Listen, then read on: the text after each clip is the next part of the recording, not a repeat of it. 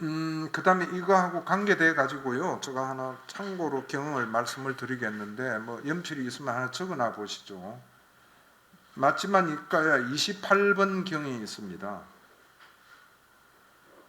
맞지만 이과 28이 코끼리 발자국 긴 경인가 짧은 경인가 하여튼 둘 중에 하나입니다. 그 꼭 꺼내서 한번 읽어보시면은요, 그 내용이 뭔가 하면은 지금 우리가 공부하고 있는 거 직결되어 있습니다. 그 내용이 뭔가 하면은 눈이 대상에 그를 접했을 때 그 대상에 주의를 기울이지 않으면은 그것에 상응하는 식은 일어나지 않는다. 아까 우리가 공부한 그 내용하고 거의 다시 재확인하는 뜻에 제가 말씀드리는 거예요. 나무 두토막이 있더라도 나무 토막이 비비지 않으면은 식은 안 일어난다는 이야기예요. 그러면 이 경에서 비비지 않는 것들을 비유한 게 뭔가 하면은 그 대상에 전향하는 마음을 일으키지 않으면은, 경전은 그렇게 되어 있어요. 그곳에 전향하는 마음을 일으키지 않으면은 그것에 상응하는 식은 일어나지 않는다. 조금 쉽게 이야기하면 좀 전에 말했듯이 그것에 주의를 기울이지 않는다 이거죠. 무시해버린다 이게요. 다른 말로 하면 지금 조금 전에 우리 공부하고 있는 게 표상을 취하지 않는다는 이야기죠. 어떤 의미도 안 두고 저건 예쁘다 나쁘다 내가 좋아하는 거 싫어하다 이 일체 안 한다는, 그렇게 안 하면은 식이 안 일어난다는 이야기예요. 그럼 어떻게 생각하면 그렇잖아요. 아니, 봉사는 그러면 눈으로 인한 안식은 안 일어나겠네? 그건 제가 안 돼봐서 모르겠지만은 그럴 수도 있을 것 같기도 해요. 또 다른 말로 하면은 그럼 그렇게 하라 하는 거는 완전히 바보가 되라는 거 아니냐? 바보 멍청이가. 이런 의문이 반드시 일어나게 안 돼 있겠습니까? 근데 부처님께서는 그 일으키지 마라 그러셨거든요. 식을 일으키지 말아라. 그 좋은 말로 마음을 그렇게 행하게 하지 마라. 내지는 그런 생각을 안 일어나게 해라. 답은 나와 있으니까 어떻게 해야 되는지는 우리 각자가 노력해야 안 되겠습니까? 그래서 그 마침반에 28에 보면 거기서 한 단계 더 나아가 가지고요. 이렇게 해서 거기에 상응하는 식이 일어나기 때문에 거기 일어난 그거로 인해서 발생한 물질은 물질의 오치온 중에 색치온에 정립이 되고 즉 모이고, 그 다음에 느낌에 해당하는 것은 수치온에 모이고 이렇게 오치온이 형성된다 이렇게 되어 있어요. 단순히 지금 6가지 감각기관을 단속하는 것을 넘어서서 오치온이 뭡니까? 고성제잖아요. 오치온이 어떻게 해서 생기는가 하는 단초를 이 경에서 설명을 하고 계시더라고요.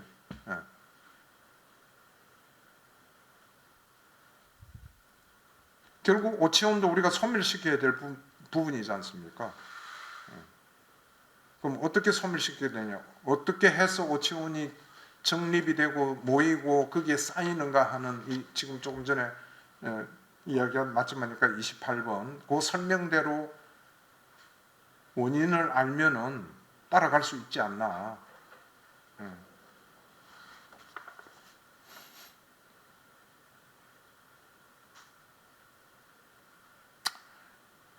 그리고 다른 측면에서 경에 또 이거 6감관에 대해서 뭐 여러 가지 경이 많습니다. 이거 아마 그 상류단 이과야 중에 50몇 가지 주제가 있는데 그 중에 가장 많은 내용을 페이지 수로 하고 있는 게 육처 상류다예요. 무더기 상류다보다 더 많아요. 육처 상류다 해가지고 그만큼 이 6감각 기관이 얼마나 중요하고 한글을 설명을 하셨는데 그 중에 하나 경이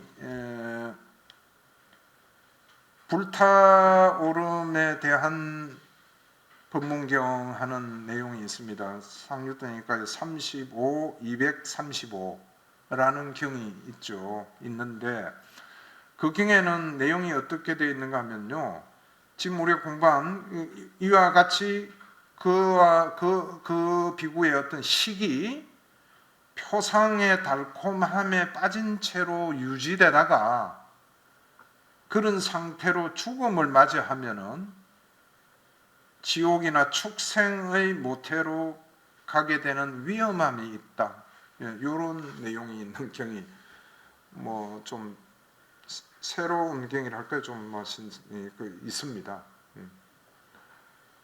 그러니까 단속을 못하면서 우리가 지금 12연기법의 어떤 항목으로 6가지 감각기관도 보지만은 육체상 때문에 그 아는 또 관점에서도 많이 보는 것 중에 하나가 이와 같은 거죠. 우리가 그와 같은 표상에 당겨서 달콤함에 잠긴 채로 어떻게 하다가 어떤 죽음을 맞이하게 된다. 이러면은 반드시 그 표상에 의해서 악처로 태어나게 되어 있다. 그 위험함을 보기 때문에 나는 그렇게 하지 마라 하고 가르친다. 이런 내용이거든요.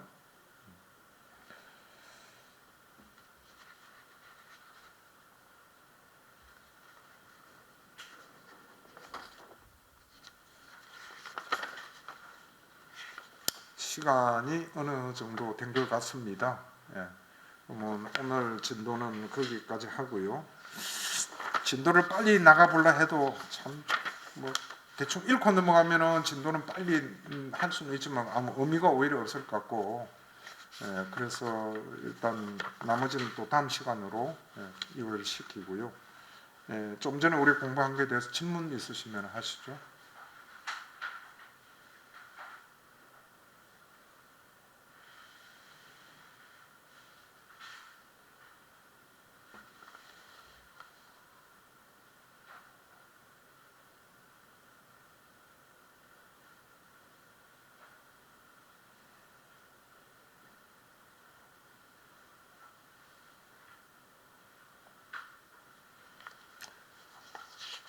좀 전에 공부한 6가지 감각기관을 단속하고 조복하고 하는 게 어렵다 하는 것은 누차 우리가 이제 알고 있는 사실이고요.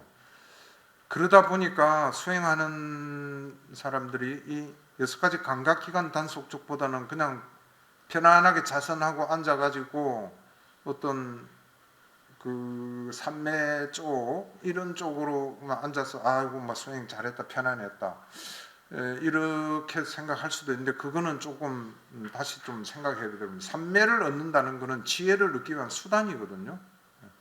내지는 또 지혜를 얻으면은 삼매가 얻어지고 둘 주는 주고받습니다. 두 가지는 지혜와 삼매는. 근데 실질적으로 우리가 가래를 일으키지 않고 가래를 소멸하고 일어난 가래를 없애고 하는 연습을 할 수 있는 것은 이 6가지 감각기관에서 다 일어나는 거거든요.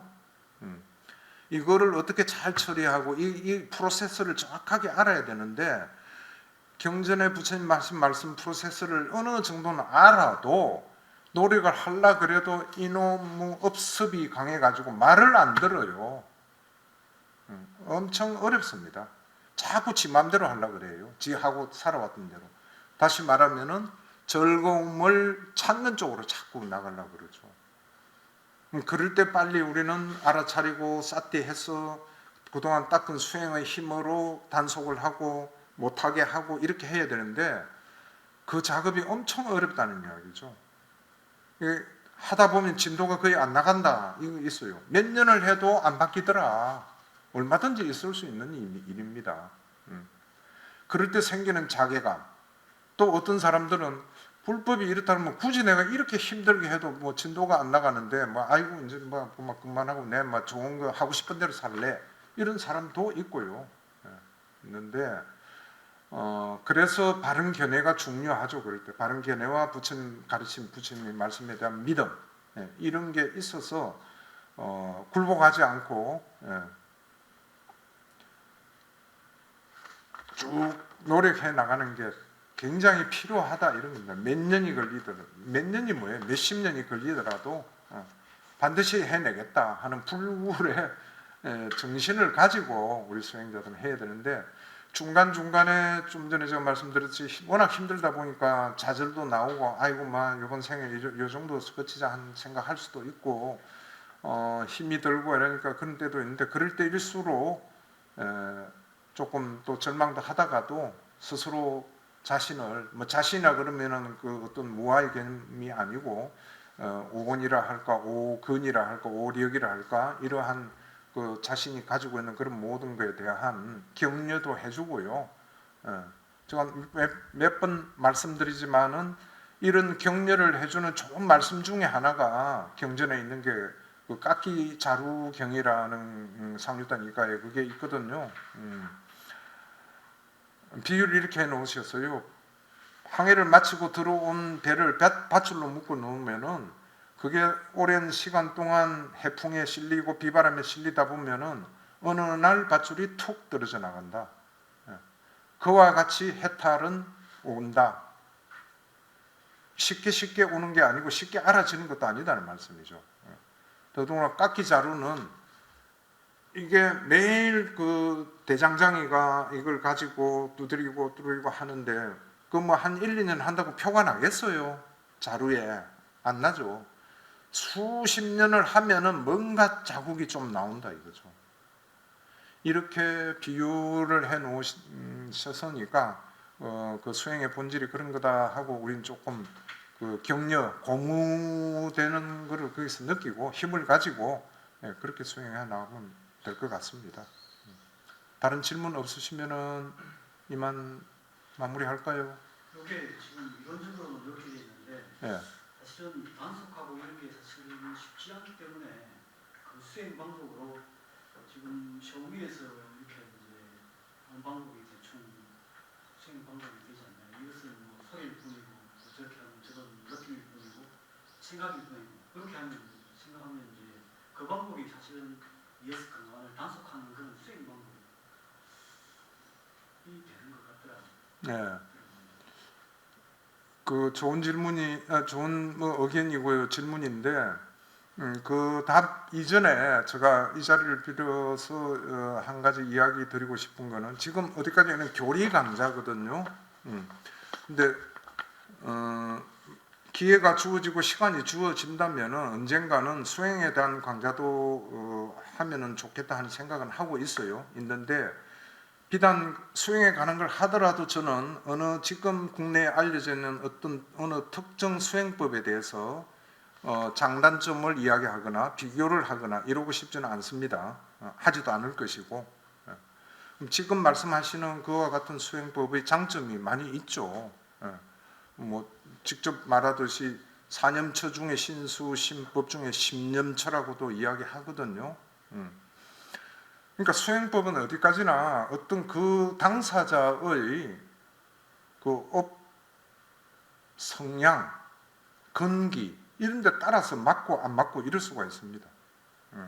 있고 마찬가지로 한 가지 그 수행법만 하면은 다 된다 그랬으면 부처님께서 팔정도를 왜 말씀하셨겠어요? 아니 절대 그거는 아니라는 거는 저거 확신하게 말씀드릴 수 있습니다. 나오는 이 내용에 나오는 6가지 감각법 쪽에 단속의 측면에서 보면 시험은 그 방법이 가장 근접하는 것 같다라고. 그러니까 같다 하고 말할 수는 있죠. 말할 수는 있고 그런 측면도 있죠. 그렇지만은 그게 그렇다 하고 나는 이야기는 안 한다 이거죠.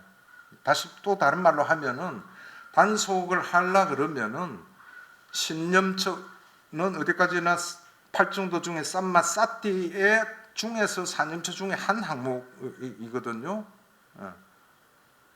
그걸 우리가 알아야 되죠. 단속을 잘 하려 그러면은 팔정도의 나머지 7가지 요소가 같이 동일하게 꼭 같은 비중을 두고 닦아 나가야 됩니다. 바른 말을 해야 되고요. 바른 행위를 해야 되고 바른 견해를 가지려고 엄청나게 노력을 해야 되고 바른 인식을 가지게 노력해야 되고요. 이런 게 다 어우러져야 지금 말씀하시는 그 수행법도 제대로 되려면은 그렇게 돼야 돼요. 근데 장점은 있죠. 그렇게 다 언제 하느냐. 수행자들이 되게 더 마음은 좀 급하고 뭔가 바람은 있다고 보니까 그래도 좀 손쉽게 수행할 수 있는 게 없느냐 이제 이런 차원에서 이야기는 해요. 그런 측면에서는 도움을 많이 줄 수 있다고 저는 생각을 합니다. 하는데 단속을 한 번 더 말씀 제대로 하려 그러면은 팔정도 모든 항목 수행 항목을 다 골고루 닦아야 된다. 이렇게 말씀드릴 수 있겠죠.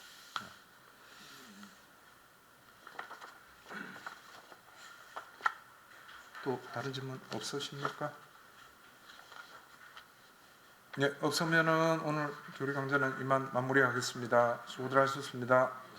네.